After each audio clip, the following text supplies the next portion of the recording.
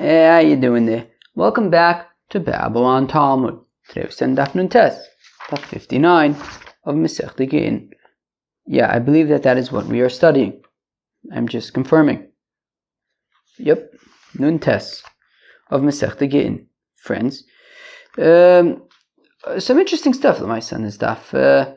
Well, at the beginning it's just kind of technical stuff, and then it gets into like the order of Elias in the synagogue, like Kohen, Levi, Yisrael, and maybe we discussed some of this in Masechta Megillah.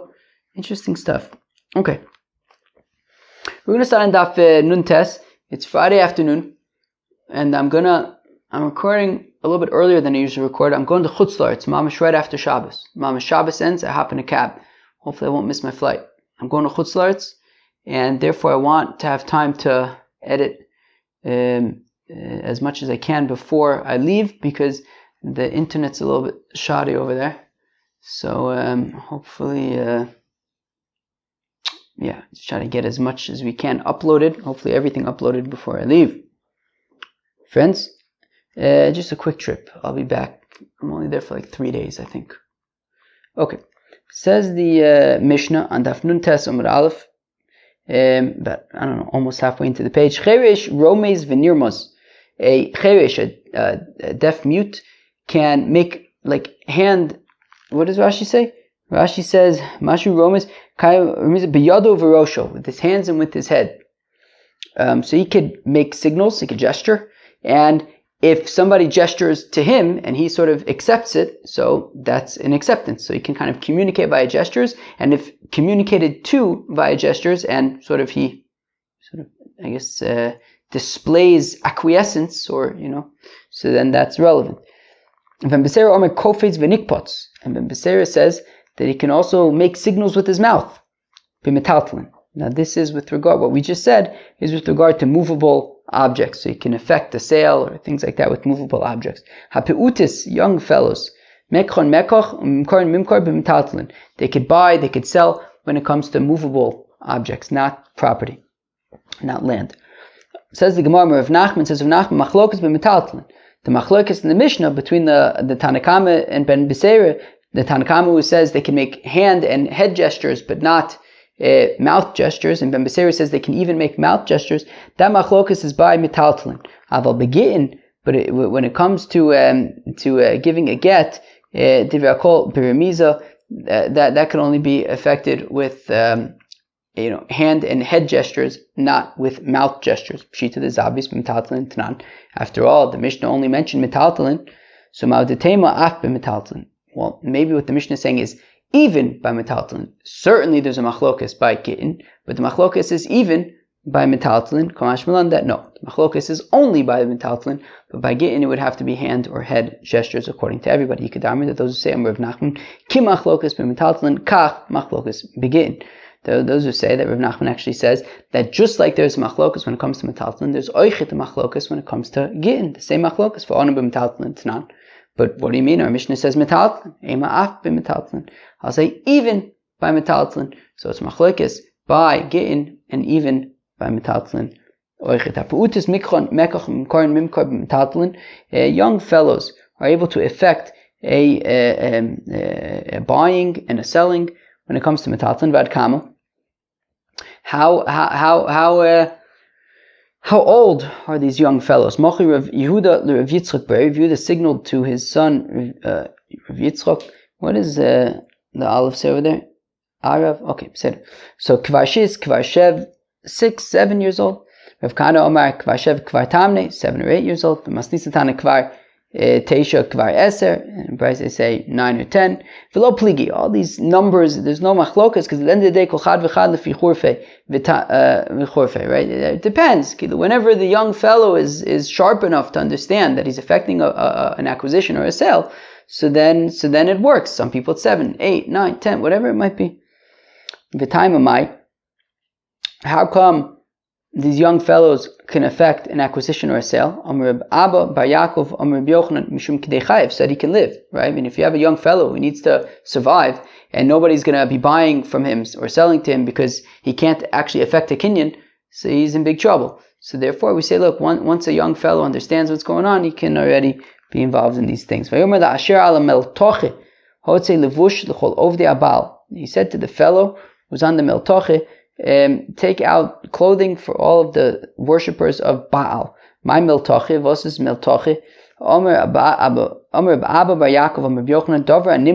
Something that's rubbed between your fingers and stretched out that way. Shiger loy bunyim benunyim l'Rebbe. Bunyim. Okay, so Rav Dimi, when Rav Dimi came to Bava from Eretz Yisrael, he quoted Rabbi Yochanan that Bunyim benunyim was a wealthy Jew. He sent to Rebbe Sivnei v'chomes salslo u'malmula. Sivnei v'chomes kamaguza or falgod amaguza. Sivnei and chomes are I believe, was it silk? I think, was that what it was? Silk, I think. That was. Wait, let me confirm that. Okay, apparently some kind of a fabric. Okay, some kind of fabric that was so fine that where am I? That kamaguza, falgad amaguza, that it could be folded up into a nut or a nut and a half. Saslo mamale kefistika ufalgad efistika, like it could be folded up into like an acorn. Or half an acorn. Okay, fine, right? So into a nut or a half a nut, an acorn, a half an acorn. My malmala davanimlo v'nimtach. What is this malmala? It's something that you can rub between your fingers and stretch it out that way. V'ta'usan ad kama. So if we're saying that a young fellow can affect the sale, so if they overcharge or undercharge, at how much is that considered? That the sale is void. So Amr Yona Amr Bzer ad shtus kigadol. Well, just like by an adult, it's considered overcharging or undercharging if it's more than a sixth. So also by a young fellow. What if a young fellow, can he affect a gift? Can he gift? V'yemar Omar ein matanosu matano. So V'yemar says no, he can't gift. Mar Baravashi Omar matanosu matano. Whereas Mar Baravashi says that a young fellow can effect the giving of a gift. So they switched around the opinions, I imagine accidentally, and then sent to Rav Mordechai for his opinion, right? Meaning saying that Mar Baravashi was saying that he cannot affect a gift. Omerle, to which Rav Mordechai said, Zilu Amru Levar Mar, go and tell the son of my master of Ashi, Lav hochi ava uvda, was there not a situation, a happening, an instance, ki avakoi mar, that when Rav Ashi was chadkarya arav chadkarya daga, he had one leg on the ground, the other leg on a step.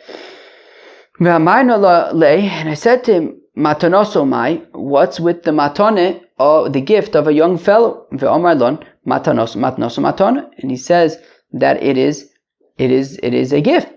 Achas matnas shchivmira, v'achas matnas bari, whether he's on his deathbed, whether he's healthy. Achas matana meruba, v'achas matana muedes, whether it's a big gift, a little gift, a young fellow can effect a gift. So Mar Baravashi, that's exactly what Mar Baravashi had said, but they switched around the opinions and said that he had said fakert. So Rav Mordechai was confused. He's like, well, didn't your father Taka say that a young fellow can affect a gift? New Mishnah. The following things were said because of being peaceful. That in the synagogue, first the Kohen reads, followed by the Levi, followed by the Yisrael, so that there shouldn't be any fighting of who gets to read. Kohen, Levi, Yisrael, and that's that. If there was a house that customarily they always put the bread of the Eruv Chatzeris in that house, so keep it there. Don't change it, just to keep things peaceful. What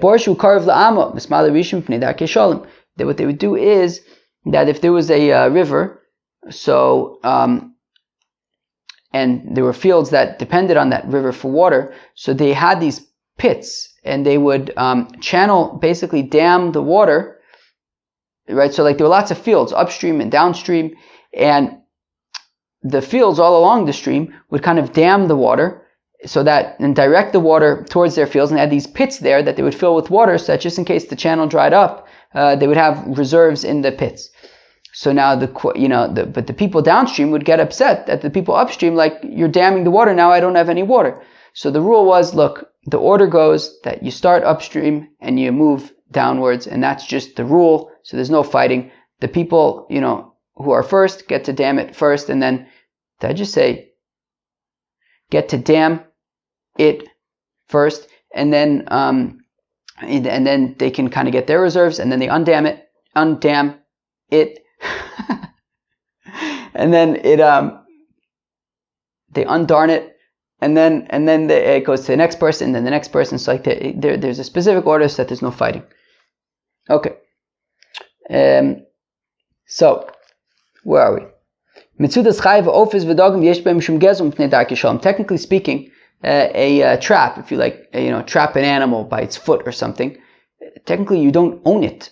It's not in your reshus. It's not yours. So technically speaking, somebody else, right? If Shimon traps an animal, Reuben can take it, and it's not theft. But we say because of being peaceful, we say don't do that. If Shimon trapped an animal, leave it for Shimon. Rabbi Yossi Omer Gezel Gomer, whereas Rabbi Yossi says we treat it as complete Gezel. The Gemara is going to explain what that means. Technically speaking, they don't have das, and technically they don't have ownership of something, and technically speaking, you could take it away from them, and it's not theft. But because of keeping the peace, we say we'll treat it as theft. Don't do it. Rabbi Yossi Omer Gezel Gomer. Rabbi Yossi says we treat it as complete theft. If you have a poor fellow who is going to the top of the olive tree because there are olives left there for him to collect, and he's shaking them off of the tree, that anything that's beneath the tree that he's been shaken down, leave them for him. Now technically speaking, I guess if you take them it wouldn't be theft, but we're saying out of being peaceful, don't do that. Rabbi Yossi Omer Gezel Gomer, Rabbi Yossi says that we treat it as complete theft. And if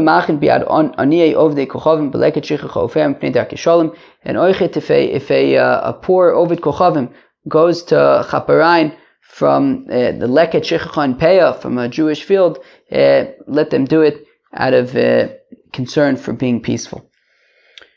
Now says the Gemara, how do we know that there is this order that the Kohen reads first from the Sefer Torah, and then the Levi, and then the Yisrael? So Omer of Masna the Omer Kro, that the Pasuk says, Vayichtov Moshe es HaTorah azos, vayitnu el Kohanim b'nei Levi. That Moses wrote down the Torah and he gave it to the Kohanim, the sons of Levi. Did we not know that the Kohanim are descendants of Levi? What it's teaching is that Kohanim b'nei Levi, that first come the Kohanim and then the Levim. Rabbi Yitzchak Nafcha Omer Me'ocho says of Yitzchak Nafcha from here, V'niksha Kohanim b'nei Levi, that the Kohanim, the sons of Levi, came forth. Did we not know that the Kohanim are the sons of Levi? What it's saying is first goes the Kohen and then goes the Levi. Ravashi Omer Me'ocha says Ravashi from here, B'nei Amram, Aharon and Moshe, that the sons of Amram were Aharon and Moshe. Vayibodel Aharon Lakdisho Kodesh Kodashim. And Aaron was separated to make him Kodesh Kodashim. So we see that the Kohanim are Kodesh Kodashim, they get precedence. The Pasuk says, V'kidashto, you make him holy. L'chol davar shebekadusha. Anything holy, he comes first. That the Pasuk says, V'kidashto, anything holy, he comes first. L'ftoach rishon, right? That he opens up first. What does Rashi say? L'ftoach rishon, b'chol davar kavod. Anything honorable. Bein b'torah, right? Whether it's reading from the Torah. Bein b'yeshiva, whether who sits down first. Hu yidaber b'rosh. Or maybe b'yeshiva is like in like when they're sitting together, he speaks first. The Kohen, he gets first dibs. Ulevarich Rishon, right? He's the Mizamin. Velitol Manoyofa Rishon, right? If you're, you buy a pie of pizza and there's a Kohen there, you say, oh, no, Kohen, choose which slice you want. Omerle Abai of Yosef says, Abai of Yosef, Bnei Kishalom Deraisi. Abai says, I don't understand. We're saying that the Kohen reads first out of wanting to be peaceful so nobody fights. We just quoted about 1,000 psukim teaching us that Kohanim get precedence. That doesn't sound like simply being peaceful. That sounds like it's a din d'oraisa. So Amalei, so Rav Yosef says d'oraisa mupnei dar kishalom. Well, why do you think the Torah says that the Kohen goes first? Because of being peaceful, to keep the peace. That's why the Torah says that the Kohen goes first. Kol Torah kulanami mupnei dar kishalom. But Abai says I don't understand. The whole Torah is about peace. That the ways of the Torah are pleasant, and peaceful. So everything in the Torah is about peace and love. Ella Amar Abaye, rather says Abaye Lichdamar, rather it's like what Rabbah says, Titania, as we learn in the Brisa, Shnayim Mamtinin Zelozu B'Kairi, if you have two people who are sharing food, so they have to wait for each other. One shouldn't start without the other. Shlosha Mamtinin, but if there's three, they don't have to wait for each other. That the fellow who breaks the bread, right? So if you go to Shabbos Suda, and the fellow who's making hamotzi, so he eats the bread first. But if he wants to give honor to his teacher or somebody who's greater than him, then he can do that. Okay, if he wants to allow somebody else to eat first, he can do that. And Rabbah said, Lo shanu ela besuda, aval bebeis hakneses, lo da'asu le'insuye. But that's only by a Suda if the Balabais wants to say that somebody else can eat first. But in the Beis HaKnesses, the Kohen always goes first, even though in other contexts you can prioritize people to honor them, not in the Beis HaKnesses, not in the synagogue. It's always Kohen, Levi, Yisrael, and that's because of Darkei Shalom, so that there's no fighting, there's no option to prioritize, somebody who's a big Talmud Chacham. Rav Masna, the Amar Beis HaKnesses lo, but Rav Masna says, I don't understand. You just said that in the synagogue you can't prioritize, you can't give priority to somebody who's a huge Talmud Chacham over a Kohen. Where am I? That's only on Shabbos and Yom Tov, the Shrichei Ram, because there's a lot of people there and we don't want fighting. Lo. But that doesn't apply on Mondays and Thursdays. Right? On Mondays and Thursdays when there's not as many people there, so you can prioritize a big Talmud Chacham. You can prioritize a big Talmud Chacham. Sorry, I was just checking something. Ini, is that so? But Rav Huna Kari B'Kayani B'Shabbosos Yom Tov. But Rav Huna on Shabbos and Yom Tov would get the first aliyah, even though there were a lot of people at the synagogue and he wasn't a Kohen. So Shaini Rav Huna was an exception. Dafilu Reb Ami Reb Asi Kohani Chashive to Eretz Yisrael. Even if Ami and Reb Asi were the great Kohanim of Eretz Yisrael, make a Fabu Kaifele, they would give respect to Rav Huna. Rav Huna was in a league of his own, and therefore it was accepted that Rav Huna can get the first aliyah. But other than that, Shabbos and Yom Tov, give an aliyah to the Kohen first and just stick to the template and avoid any friction, unwanted friction. Abaye says, Abaye naktinon ein sham kohen nispay lechavila. Says Abaye, let me see something. Says Abaye that if there is no kohen over there, then forget it. Keilu, priority goes to a kohen, then a Levi, then Yisrael. If there's no kohen there, then you can really give a aliyah to anybody. I think people definitely been in shuls where they try to give it to a Levi instead, but I really don't think that's necessary. I think what Abaye is saying, is that if there's no Kohen, give it to whoever you want. Okay, this whole thing about order goes away. And V'Omer Abaye, and says Abaye, Naktinan Ein Sham Levi, that if there is no Levi over there, Kore Kohen, so a Kohen will get the second aliyah. Ini, is that true? V'Omer B'Yechanan says, Kohen, Acha Kohen Lo Yikra, that you shouldn't have two Kohanim read one after the other. Mishum Pagam Rishon, because then maybe we'll think that there's something wrong with the first Kohen. Levi Acher Levi Lo Yikra Mishum Pagam Shneim. And a Levi shouldn't read after another Levi, because maybe we'll think that there's something wrong with both of them. That maybe both of them aren't Levis. Right? Maybe we think that the first one isn't a Levi, so we got a second one. Or maybe we'll think that the second one is a Levi, maybe he's actually a Yisrael. And that's why they called him up. So Ki Kaminu Ba'oso Kohen. Says Abaye, what he's saying is that if there's no Levi, so the Kohen reads, the same Kohen gets the next aliyah as well, right? That's what we do in the synagogue, right? The Kohen gets the first aliyah. If there's no Levi, so you say Bimkom Kohen, and the same Kohen gets the next aliyah. So there's no concern that anybody's not a Kohen. Mashna Levi Acher Levi Deika Pagam Shneim. So effective Gemara, 1 second. We said that by a Kohen, don't read. You shouldn't have two separate Kohanim get an aliyah one after the other, because maybe you'll think the first one is not a Kohen, but there's no concern about the second one. The second one's a Kohen. But by a Levi, we say don't have two Levis read in a row, because maybe you'll think the first one is not a Levi. Alternatively, maybe you'll think that the second Levi is a Kohen.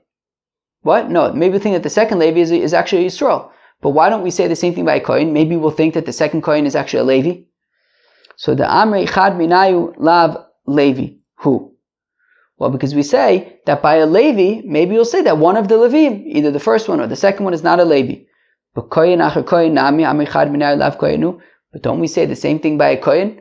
Maybe one of them is not a Kohen. Why do we assume that it's the first one who's not the Kohen? Maybe the second one is not a Kohen. Maybe he's a Levi. Kegon the Muchzak Lon Be'avu Adai Sheni the Kohenu. Well, because we have a Chazaka with the second Kohen that he's actually a Kohen, and therefore we know that the second Kohen is a Kohen, and therefore there's only the question about the first one. Hochinami the Muchzak Lon Be'avu Adai Sheni the Levihu. But why don't we say the same thing by a Levi? We have a Chazaka that the father of the second Levi is really a Levi. So we have no concern about the second Levi. Why do we say that there's a concern for both Levim if you have one Levi after the next? Well, because maybe we'll say that by the Levi, the two Levim, even if we know that the second Levi's father is a Levi, but maybe the second Levi's father married a Nesina or a Mamzeres, and therefore he's Pasul, and he's not a Levi. And therefore the fact that we know his father's a Levi doesn't necessarily mean that he's a Levi. But okay, but still, why don't we say the same thing by a Kohen? Why are we so sure that the second Kohen is definitely a Kohen, even if we have a Chazaka that his father is a Kohen, but maybe his father married a Grusha or Chalutza, and he's a Chalal. So Sov Zov, Levi mi ko have. But the Gemara says, yeah, but still, they wouldn't call it, meaning, if he's getting the second Aliyah, that's normally the Levi Aliyah, right? So, meaning with the second Kohen, we're saying that we have a Chazaka that his father is a Kohen. So if his father is a Kohen, and he's a Kohen, so he's getting the second Aliyah.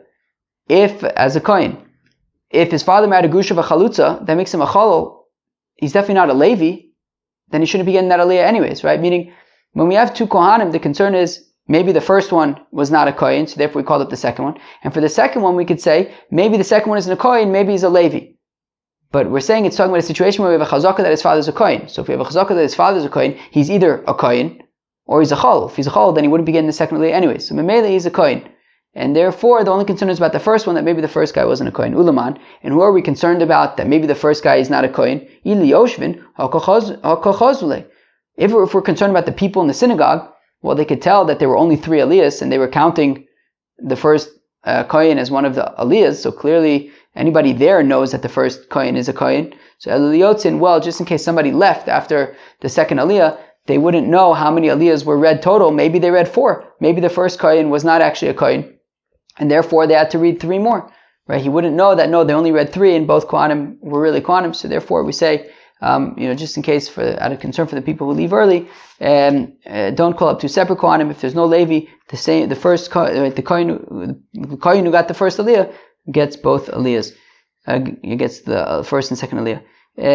Or sometimes in the synagogue, what to do is, I've been in a synagogue where they knew that they didn't have a Levi, and I'm specifically thinking of the synagogue outside my bedroom window, where at least when I used to go there, there was always one Kohen who was always there, but there was often not a Levi. It was the same regulars every day. So basically every Monday and Thursday, the Kohen would basically get the first 2 aliyahs. So often he would just walk out before before when they were calling up the first aliyah, so that he wouldn't get the first aliyah, and then they can give 3 aliyahs to 3 people, rather than him always getting the first 2. And then when they start reading the Torah, he comes back in. That's a kind of workaround you could do. Friends, that was Daf Nun Tes of Masechta Gittin. The first part we talked about Ketanim and Cherishes, being able to make Kinyonim. And then we started talking about giving priority to Kohanim, right? The order of the Sefer Torah and different things that we do out of peace.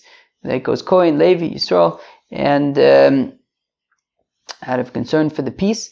And we explained that if there's no Kohen, then everything kind of falls apart. And if there's no Levi, then the Kohen who got the first Aliyah gets the second one as well. That was Daf Nun Tes of Masechta Gittin. Hope you enjoy. Peace out.